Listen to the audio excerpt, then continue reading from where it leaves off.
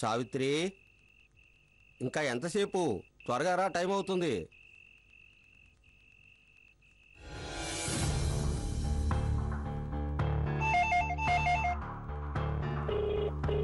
Phone ఎవరో చూడు. Hello. ఏం సావిత్రి? బయలుదేరుతున్నాం పిన్ని గారు. బయలుదేరటం ఏమిటి? బయలుదేరటం అది ఇక్కడికి రాకుండా అక్కడికి ఎందుకు వచ్చింది? ఇక్కడికి వచ్చిందా? ఎవరు పిన్ని గారు? ఎవరేమిటి? ఎవరు? సీత. సీత? సీత ఇక్కడికి రావడం ఏంటి? ఇక్కడికి రాలేదు పిన్ని గారు.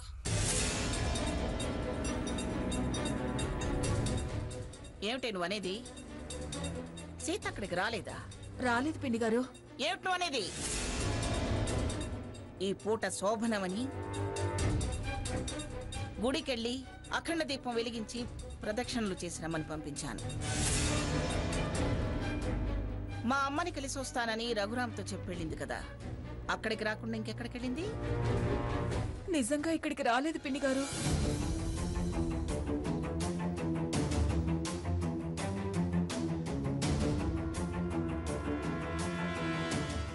అది అక్కడికి వెళ్ళలేదట. వాళ్ళింటికి కూడా వెళ్ళలేదా?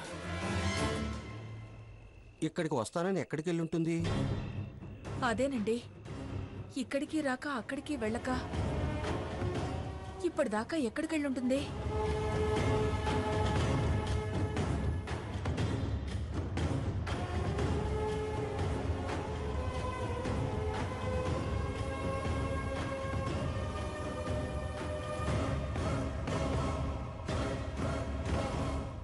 ఏమండి, అది ఎక్కడికి వెళ్ళటండి? అదే తెలిస్తే ఇలా ఇంట్లో అటు ఇటు ఎందుకు తిరుగుతామే?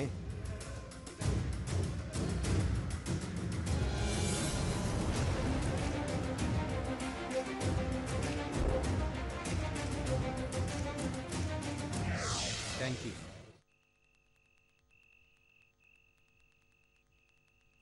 ఎక్స్క్యూజ్ మీ, నేను హాస్పిటల్ నుండి కాల్ చేసి మాట్లాడాను. సర్వీస్ రూమ్ కావాలి. డాక్టర్ సంజయ్ గారు రిఫరెన్స్ ఇచ్చారు. మీరేనా Seetha? Yes. 201 madam. Boy. Madam. Madam వాళ్ళ లగేజ్ తీసుకుని రూమ్కి తీసుకెళ్ళు. Okay madam. రండి మేడం. రండత్తయ్య.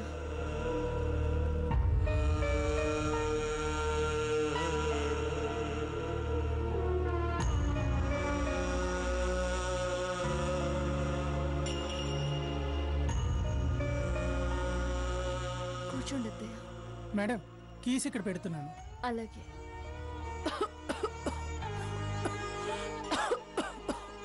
అత్తయ్య, అత్తయ్య. సీత, ఏంటోనమ్మా, నేను అసలు బయలుదేరకపోయినా బాగుండేది. వచ్చి మీ శుభకార్యాన్ని మరోసారి వాయిదా వేసిందాన్నయ్యాను. అలా అంటారేంటి అత్తయ్య గారు? మీకేం కాదు. ధైర్యం ఆయుష్ని పెంచుతుంది అంటారు. అధైర్యపడి మీ ఆరోగ్యాన్ని మీరే ప్రమాదంలో పడేసుకోకండి. సీత, ఆశపడ్డంత మాత్రాన ఆరోగ్యాలు మెరుగుపడితే